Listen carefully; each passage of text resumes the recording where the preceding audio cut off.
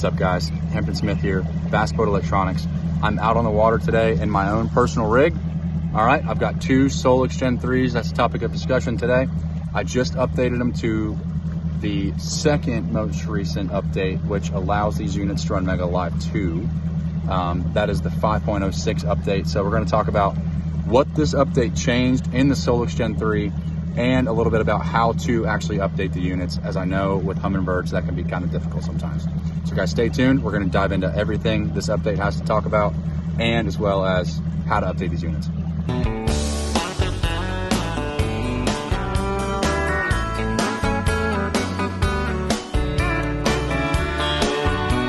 The sun is hot and that old clock is moving slow, and so am I. All right, guys, here we are. Just loaded the unit up. First time on the water with this new update on my own units. And guys, there's a lot going on here, a lot to unpack. So the first thing that sticks out to me is this button right here, the One Boat Network app. You can actually integrate it with your units now under this new update. Obviously, a big change is the interface, right? So you got all 12 of your options displayed right here in front of you, just right out the gate, which I think is amazing. I'm a huge fan of that. Let's jump into the thing I use most, which is mapping. All right, guys, so I took a second to kind of dial in this mapping to get it how I like it. It's still not perfect, a lot that can be changed here, but obviously this is in your depth settings. Oh, that's wrong. Still getting used to all this. This is in your depth highlights, right? So you can change the colors here, you can change the ranges here. You have up to 4 options for the depth highlights, which I think is amazing. I'm a huge fan of the VX card. This is the VX Premium Southeast card. I'm here in Knoxville, Tennessee. We're on Fort Loudon Lake. Feel free to steal any of these waypoints if you need them. They all suck anyway. Yeah, so we love the mapping. This is really cool. This is Humminbird's my favorite mapping out. I mean, I've seen them all, and this is by far the best one, in my opinion. So, love this mapping. Let's jump into the Waypoint Management System that is also all new. All right, guys, so this Waypoint Management System, let's jump in here.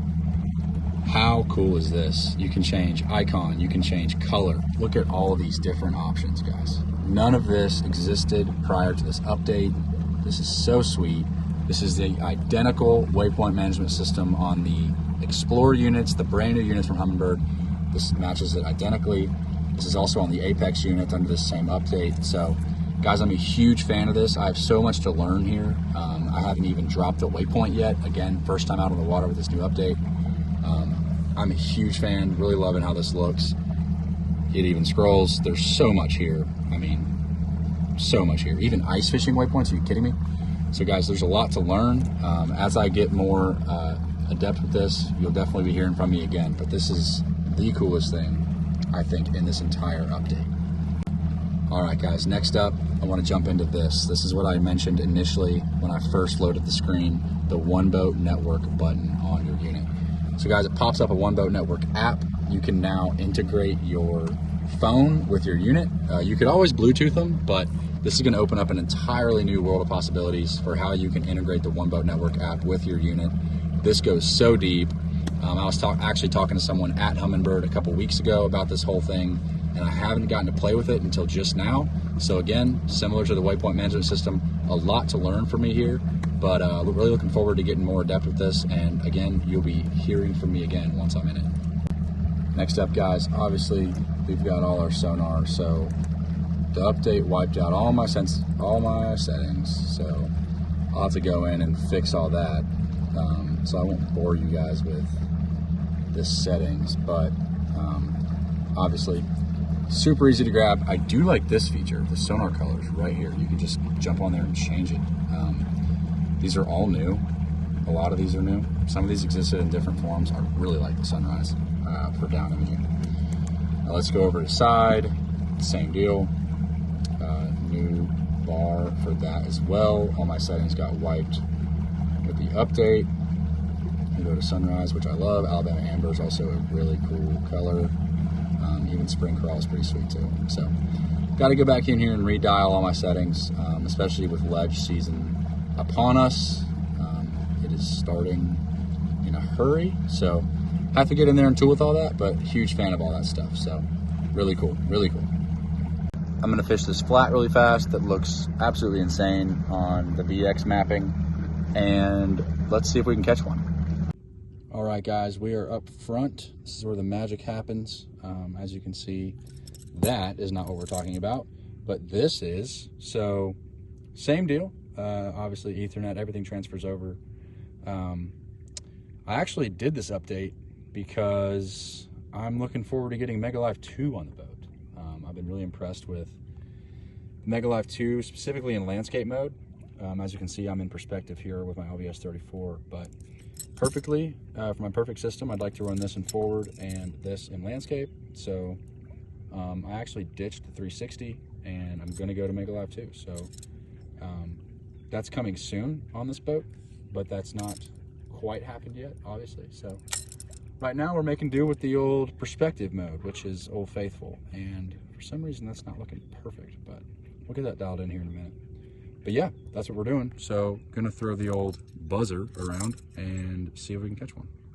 Just a quick moment of appreciation for perspective mode. How cool is that? Hoping that Megalife 2 is at the very least the same, but as you can see, there's a fish on that tree right there. Hopefully you guys can see that, but there might be more than one in there actually. But yeah, that is pretty epic. That's on a 1243 with the LBS 34 deucer, so pretty sweet. All right, guys, final thing, how to actually get this update onto your SOLIX Gen 3s or Apexes. I know when we start talking about SD cards and downloads and all this different stuff, it can get a little bit intimidating, but I'm here to hopefully simplify it for you. So step one is to get a 32 gig or less SD card. I'll show you mine. Just a good old-fashioned SD card from, you know, any Walgreens, even has them, CVS. You can pretty much find those anywhere. Walmart would definitely have them. So pretty universal.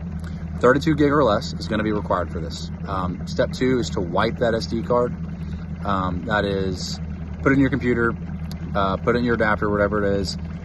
Go to format. You're gonna have to right click on the SD card in your files, go to format and select format that SD card. It's gonna give you a little warning about, yeah, this will delete everything off of it, whatever, nothing important on there, hopefully. Format it, that'll wipe everything off of it, and that'll prepare it for the download of the software. Step three is to go onto Humminbird's website. They make it super simple. Jump on their website, go to software downloads, select your unit, SOLIX Gen 3, you know, whatever, Helix, this doesn't apply for, but Apex will be one tab, SOLIX will have a couple different tabs, but Generation 3 or Apex. Download, it'll download to your computer.